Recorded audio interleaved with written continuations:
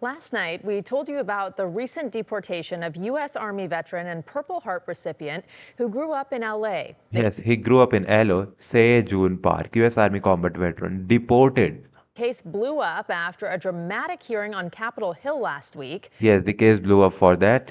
CBS LA political reporter Tom Waite is here now with an update on the case from the Department of Homeland Security. Tom. Yeah, so we reached out to them last night. They got back to us See how is he standing right there? today, and we do have that update now. So as we reported last night, June Park, who you just saw video of there, Yes, June Park, June Park. Tom Witt is CBS LA political reporter. grew up here in the San Fernando Valley. Yes, he grew up in a San Fernando He Valley. spent nearly 50 years in the 50 years nearly right there. U.S.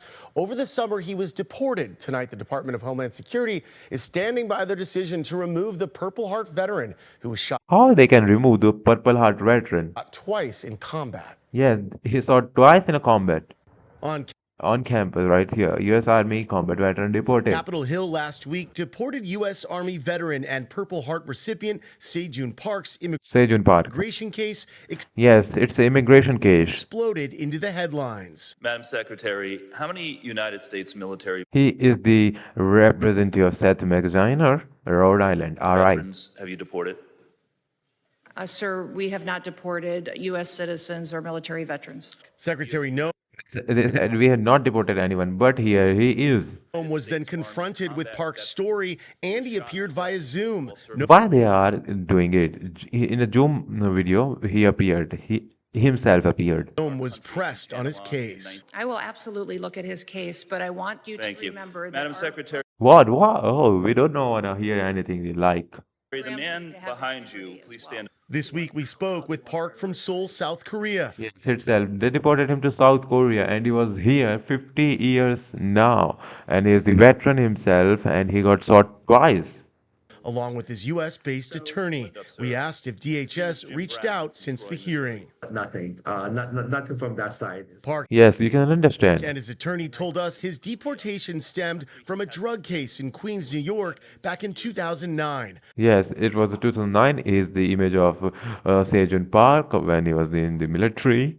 Park, who was shot twice in combat in Panama, says he Yes, he is in the Panama. became an addict. I was struggling through a lot, especially back then when there was no such thing as PTSD.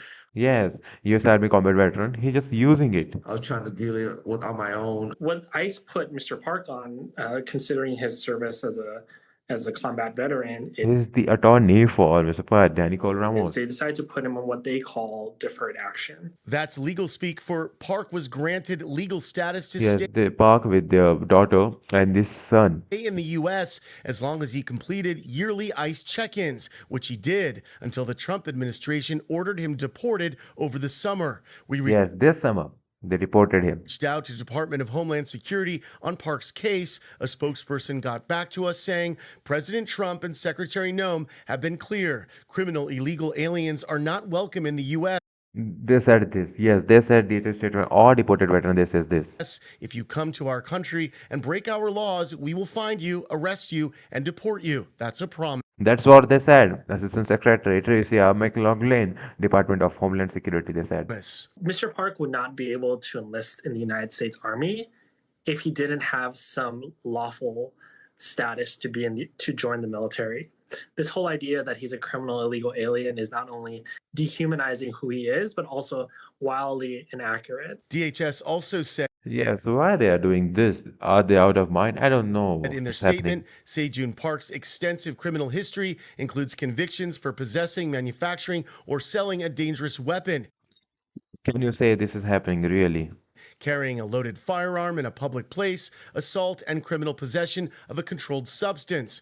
Park's That's what they are trying to deal this case with. attorney says the gun charge was from the late 1980s when Park 1980s when he is the military. fired a weapon during a celebration after he joined the U.S. Army. On the assault charge, All right, here it is. Here you can see.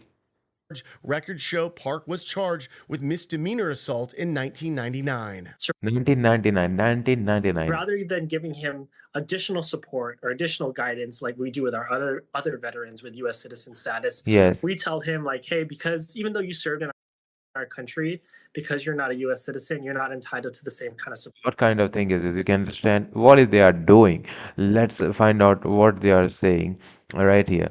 Check in and get arrested. Yet convinced drug traffickers and multi-million-dollar fraudsters can get pardons and communications. Enforcing the law is not what I have a problem with. It's the two-tiered justice system that's disgusting. At least the news is reporting it. It was sickening when it was first reported a couple of months ago. He literally took 2 bullets off for our country and he was willing to give up his life for America. And you fascists treat him like this. Hold up. US military just get the jack to process their citizens. If he did not bother to get citizenship, that he cannot complain.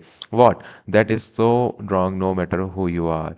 They said this is not how we treat our veterans. The forefathers would be rolling in their graves.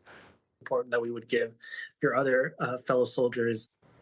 Park's attorney says they are pursuing several legal avenues Yes, something legal is happening. to get Park back to the U.S. They're asking the Queens County, New York District Attorney to review Park's drug conviction from 2009, which could help reopen his immigration case. Also, Yes, we are reopening the immigration case. his daughter, son, and his mother, who has Alzheimer's, live here in the U.S. He obviously Yes, they live here in the US. Only the one is deported. really wants to get back here. We'll keep you posted. What an unexpected turn of What is things happening right here? We cannot tell you what is really happening. What are your thoughts? Let me know in the comment section.